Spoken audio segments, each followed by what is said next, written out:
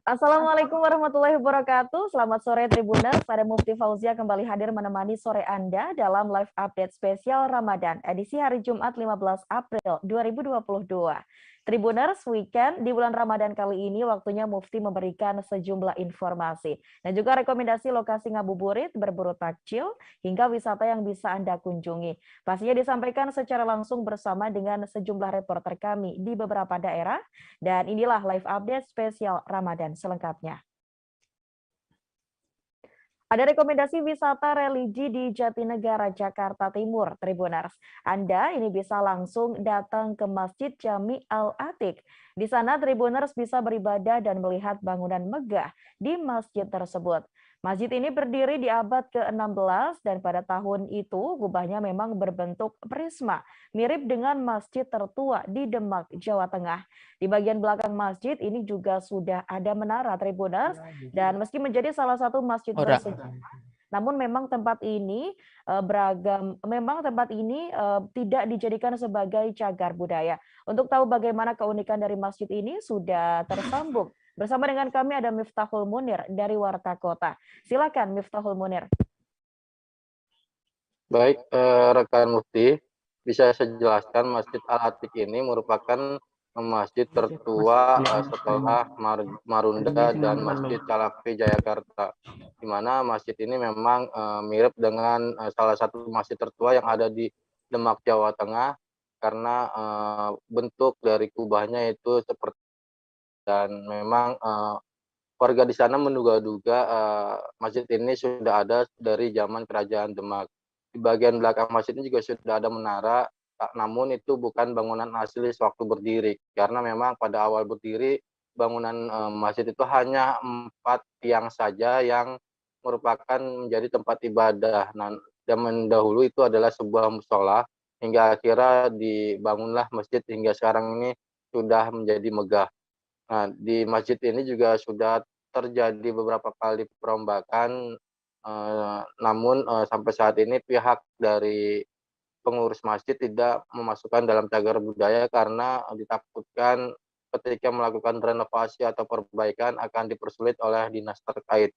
Kemudian di masjid ini juga ada sejumlah peninggalan dari zaman Belanda dahulu, yaitu seperti jam berdiri yang jumlahnya ada 2, namun saat ini jam berdiri itu sudah disimpan di dalam gudang karena memang keadaannya sudah tidak bisa digunakan lagi atau tidak bisa diperbaiki. Selain itu juga ada tongkat keramat yang diyakini bisa mengobati berbagai macam penyakit yang diderita oleh warga. Nah, ini cerita tongkat keramat ini beredar di kalangan Jawa Tengah atau di wilayah Demak, Jawa Tengah. Nah, di sana ada sebuah warga yang datang menceritakan bahwa di sini ada sebuah tongkat keramat yang jika dikikis bagian bawahnya kemudian diolah untuk diminum maka akan menyembuhkan segala penyakit. Namun saat ini pihak dari pengurus masjid tidak memperbolehkan lagi tongkat itu dikikis oleh warga karena ditakutkan akan menjadi musyrik dan tidak percaya dengan Tuhannya. Nah, untuk kegiatan selama bulan suci Ramadan di Masjid Al-Atiq ini memang seperti pada umumnya mengadakan kegiatan salat tarawih berjamaah, tadarus, kemudian kalau sore itu ada buka bersama dengan mempersiapkan atau dibagikannya takjil itu oleh warga sekitar untuk para musafir yang jumlahnya cukup banyak, yaitu dari 70 sampai 80 orang. Begitu rekan Mufti. Baik, terima kasih rekan Miftahul Munir dari Warta Kota. Dan Tribuners, rekan kami Miftahul juga sempat melakukan wawancara dengan Ketua Umum Masjid Al-Atiq bernama Rahman Saferin. Berikut informasinya. Masjid mana aja itu pertama Masjid Marunda. Iya. Marunda tahu? Masjid Al-Atiq. Yang satu lagi itu masjid yang ada di Jatinegara Kaum. Masjid Salafi Jayakarta yang ada makam Pangeran Jayakarta. Memang kalau dilihat dari bentuk fisiknya ya yang dulu itu kan kubahnya juga berbentuk prisma. Itu mirip dengan masjid tua yang ada di Demak. Masjid Demak. Itu seperti itu. Konon katanya berdiri itu sejak abad 16. Nah, di situ di papan namanya 1632 Masehi. Jadi sudah lebih dari 300 tahun. Memang dulu berupa musola, tempat sholat saja. Itu juga namanya Masjid Jami Kampung Melayu. Karena ini namanya Kampung Melayu kan? Kenapa dinamakan Kampung Melayu? Karena saat itu kampung tersebut tempat pelarian para pahlawan-pahlawan yang dikejar-kejar oleh company.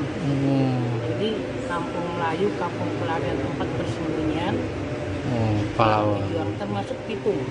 Bang Pitung juga. Pitung pernah bersembunyi di situ. Dan memang orang-orang ya, yang seperti Pak Soekarno pernah sini juga. Ya, Pak Natsir, tahu Pak Natsir? Pak Natsir, Bung Tomo pernah kesini, Buya Hamka. Pernah kemarin semua Pak. Ya. Jadi memang kalau ditinjau dari kapan berdirinya memang bukan ada yang tahu. Yang jelas itu 1632.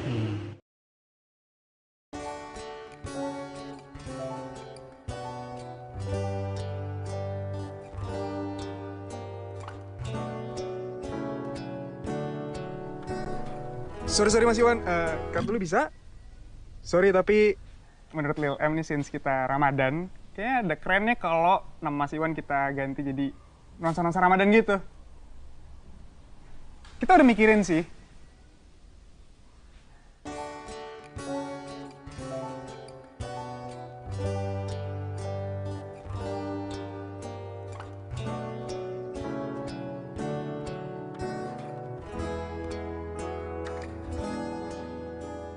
Suatu hari di bulan Ramadan,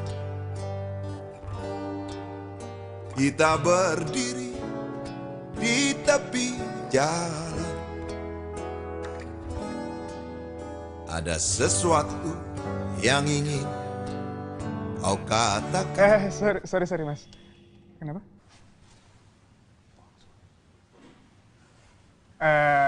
Menurut Lil M, bukannya Ramadan ini kita masih pandemi ya? Better sih kita jaga jarak. Suatu hari di bulan Ramadan, kau berdiri di seberang jalan. Ada sesuatu yang ingin kau katakan, tapi gak kedengeran. Ini kita happy nih. Sorry. Lanjut Mas. Lalu kita berpapasan dengan jagoan pengkolan, dengan rambut berantakan, tidak sisiran. Sorry. Ini ya Mas, menurut Lil M nih, kayaknya kan ini Ramadan nih, nggak enak nggak sih kalau kita mengambil topping sepuasnya, tapi harga yang ditawarkan oleh es buah prasmanan ini hanya 6.000 saja Mufti. Jadi tidak ada batasan pembeli mau mengambil berapa banyak, yang penting itu masih dalam satu cup itu masih bisa ditutup dan membayarnya tetap seharga Rp6.000. Dan ini pengakuan penjual sendiri, Wina, ini sehari pihaknya bisa menjual sampai dengan 200 sampai dengan 300 cup es buah prasmanan ini. Apalagi kalau ada pesanan-pesanan untuk buka puasa bersama dari pihak kantor atau kedinasan lainnya.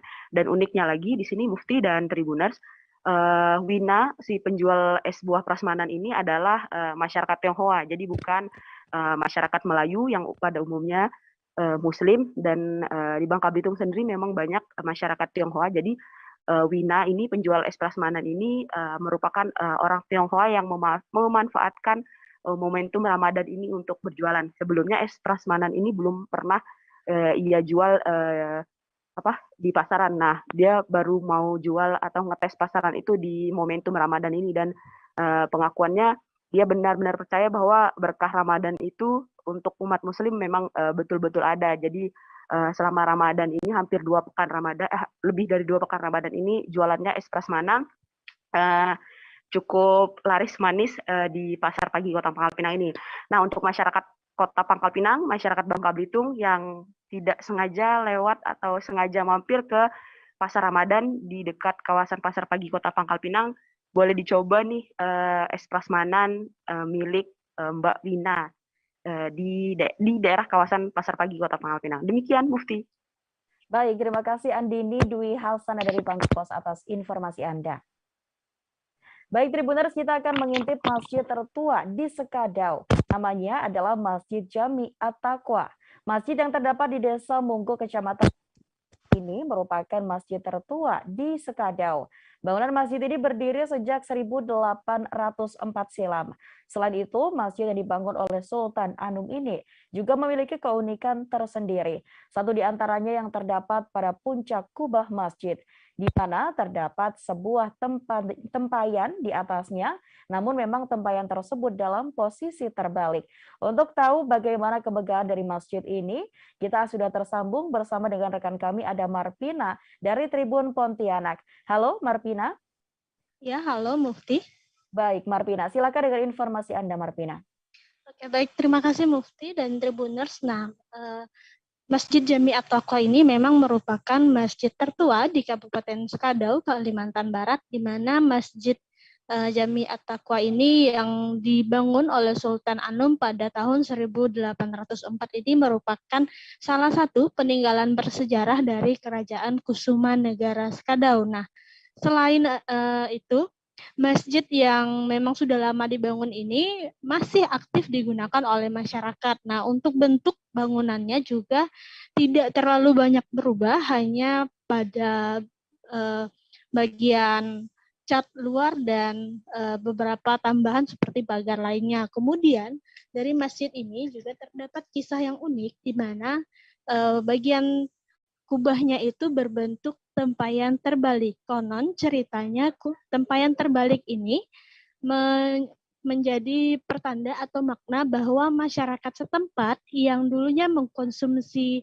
tuak yang disimpan di dalam tempayan itu sudah tidak mengkonsumsinya lagi karena sudah memeluk agama Islam. Nah, jadi bentuk kubah tempayan ini memang sebagai pertanda bahwa dimulainya masuk ajaran Islam di Kabupaten Sekadau. Nah, memang untuk masyarakat Kabupaten Sekadau dari sejak zaman dahulu itu tidak hanya suku Dayak, tapi ada juga Melayu. Namun suku Melayu pun tidak semuanya pada saat itu memeluk agama Islam. Jadi dengan adanya masjid ini juga menjadi sejarah bahwa inilah awal masuknya agama Islam di Kabupaten Sekadau. Begitu, Mufti. Baik, Marpina. Terima kasih Marpina atas informasi Anda. Selamat bertugas kembali. Tribuners, berbagai macam menu takjil di Pasar Beduk Kota Palembang, Provinsi Sumatera Selatan. Ini selalu ramai selama bulan Ramadan. Ramainya pembeli juga dirasakan pedagang takjil es tebu di pasar tersebut. Ia mengaku merasa besar penghasilan di sini daripada di Pasar Cinde, tempat ia berjualan seperti hari-hari biasanya. Sejak berjualan di Pasar Beduk ini, penghasilannya sampai 200.000 per hari. Bahkan selama bulan Ramadan ini, ia dalam satu hari bisa menghabiskan sampai dengan 45 batang tebu.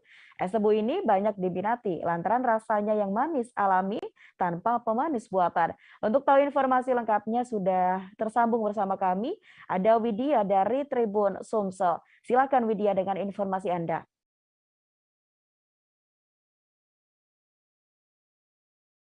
Terima kasih rekan Mufti. Saya di sini mau melaporkan pada pedagang es tebu yang berada di Pasar Beduk Ramadan di Simpang Polda Sumatera Selatan.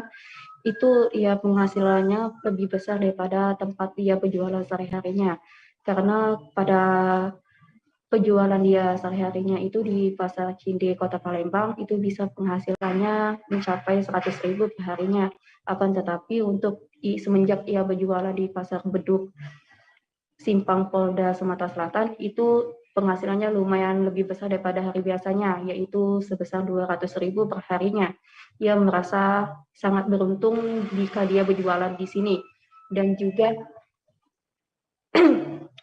di pasar beduk ini tidak hanya jual es tebu, akan tetapi bisa dijual dengan berbagai macam menu takjil seperti pempek, burgo, laksa, dan celimpungan. Dan es tebu ini sendiri untuk harganya itu 5.000 per bungkusnya. Akan tetapi untuk bujang ini ia mengambil satu batang tebunya itu 7.000 di Bukit Tinggi, Sumatera Barat.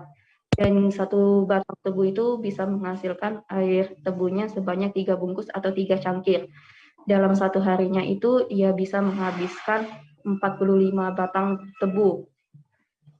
Dan juga dia merasa sangat beruntung karena dari hari pertama Ramadan sampai Ramadan ke-13 itu jualannya es tebunya itu lebih banyak untungnya ini.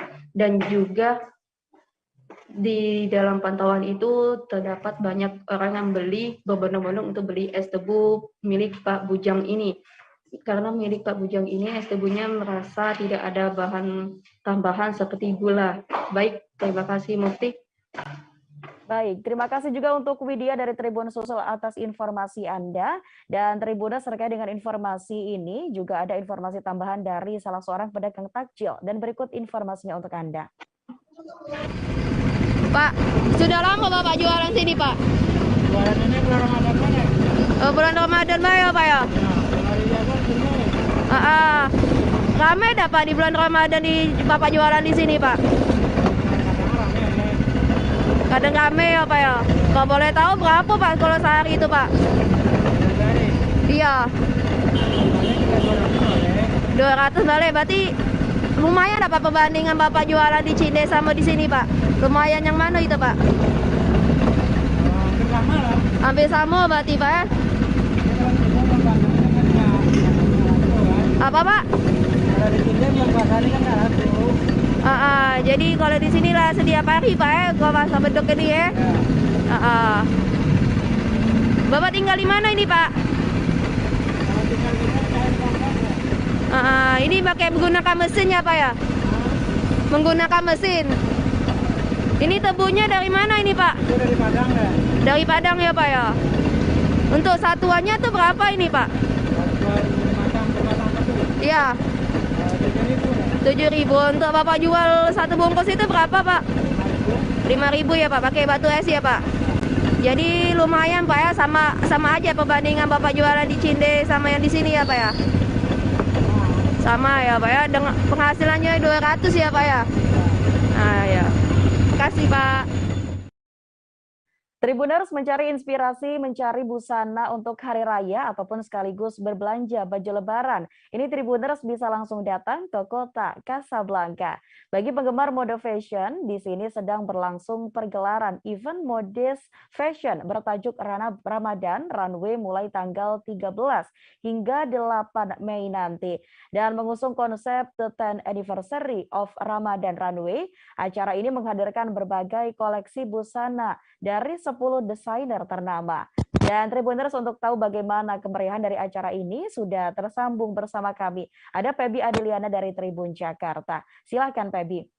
Ya, Mufti, terima kasih. Pergelaran event modest fashion Ramadan Runway ini kembali digelar. Diselenggarakan oleh Kota Casablanca bersama dengan Asosiasi Perancang Pengusaha Mode Indonesia atau APPMI. Ramadan Runway 2022 ini merupakan pergelaran yang ke-10 sekaligus bertepatan dengan Road to ulang tahun Kota Casablanca yang ke-10 begitu.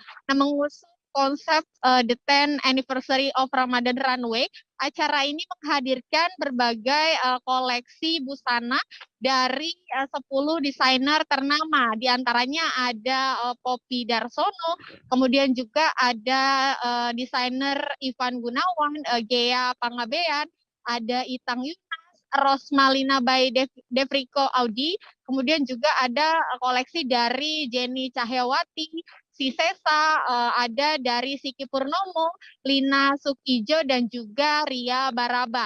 Nah, adapun acara ini berlangsung mulai dari tanggal 13 Mei hingga, maksud saya 13 April hingga tanggal 8 Mei mendatang, di mana untuk pergelaran fashion show sendiri dilaksanakan di setiap akhir pekan, meliputi tanggal 15 hingga tanggal 17 April, kemudian juga ada tanggal 22 hingga 24 April, tanggal 29 hingga 30 April, dan juga tanggal 7 dan 8 Mei 2022. Nah, di sini Anda bisa mencari inspirasi busana lebaran sekaligus berbelanja nih bagi para pecinta fashion muslim begitu. Di antaranya juga ada koleksi spesial hari raya dari desainer Jenny Cahyawati yang menghadirkan beberapa look muslim atau beberapa look modest begitu yang mewah, elegan namun tetap ringan dengan warna-warna pastel. Serta ada juga beberapa look dari busana yang dihadirkan oleh para desainer lainnya begitu Mufti. Nah, selain menghadirkan acara fashion show, terdapat juga beberapa rangkaian acara lain yang bisa dinikmati oleh pengunjung.